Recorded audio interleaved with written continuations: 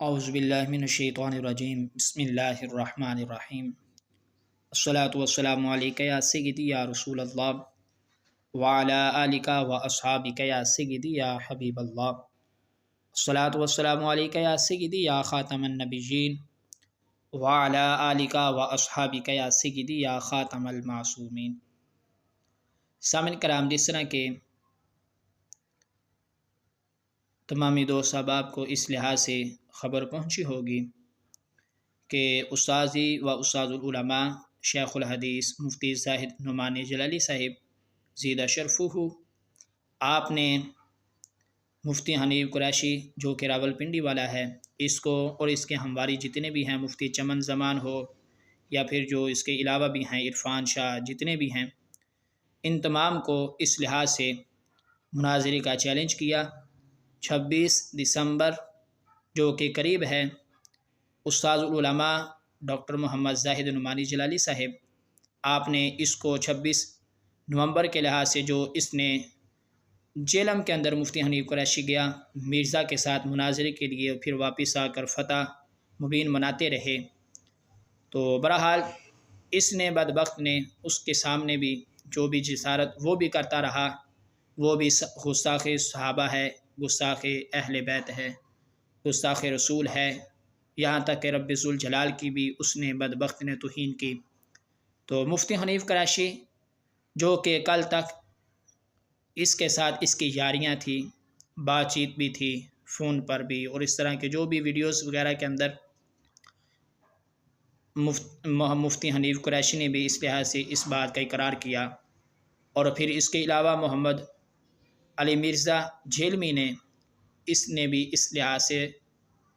کئی مرتبہ مفتی حنیف قریشی کا حوالہ دیتے ہوئے اس لحاظ سے کہا۔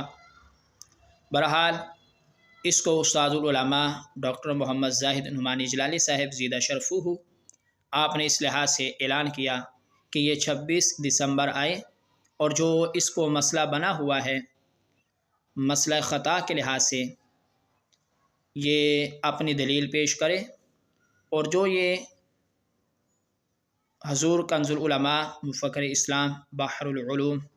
مفتی ڈاکٹر محمد اشرف آصف جلالی صاحب زیدہ شرفہ،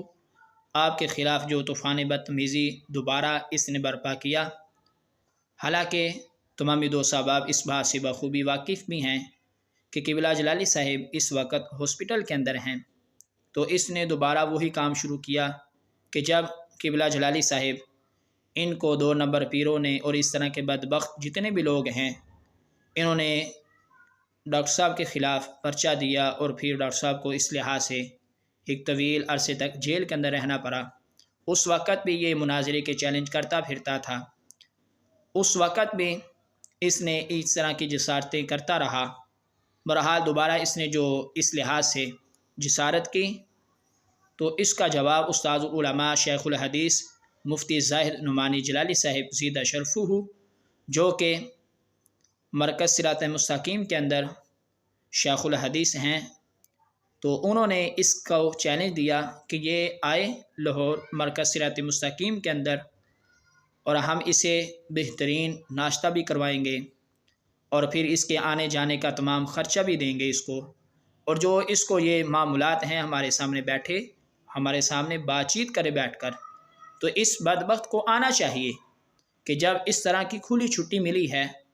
کہ یہ جیلم کے اندر گیا اور یہ کہتا رہا کہ ہم گئے جیلم کے اندر محمد علی مرزا کے ساتھ بات چیت کرنے کے لیے، ہمیں اپنے پلے سے ناشتہ کرنا پڑا، ہمیں آنے جانے کے لحاظ سے خود گاڑی کروانی پڑی، اور آنے جانے کے اخراجات بھی ہم نے خود برداشت کیے، تو اس کو تو اب اس لحاظ سے پریشان نہیں ہونا چاہیے۔ یہاں تک کہ استاذ العلماء شیخ الحدیث مفتی زاہد نعمانی جلالی صاحب، آپ نے اس لحاظ سے کہا کہ ہم تمہیں بہترین ناشتہ بھی پیش کریں گے، اور پھر اس کے علاوہ جتنے بھی اور بھی علماء اکرام علماء اہل سنت نے اس لحاظ سے انعام کا اعلان کیا کہ اگر یہ مرکز صراط مستقیم میں آتا ہے اور آ کر جو اس کو معاملات اس کے بنے ہوئے ہیں، تو یہ بات چیت کرے شیخ الحدیث مفتی زاہد نعمانی جلالی صاحب کے ساتھ، تو ہم بھی اس کو اس طرح کے انعامات دیں گے۔ کسی نے کتنے پیسوں کا اعلان کیا، کسی نے کتنے پیسوں کا اعلان کیا، تو اس کو اس لحاظ سے پریشان بھی نہیں ہونا چاہیے کہ اگر یہ آئے گا، اور آنے جانے کے لحاظ سے اخراجات بھی استاد صاحب نے اعلان کیا کہ وہ دیں گے۔ اگر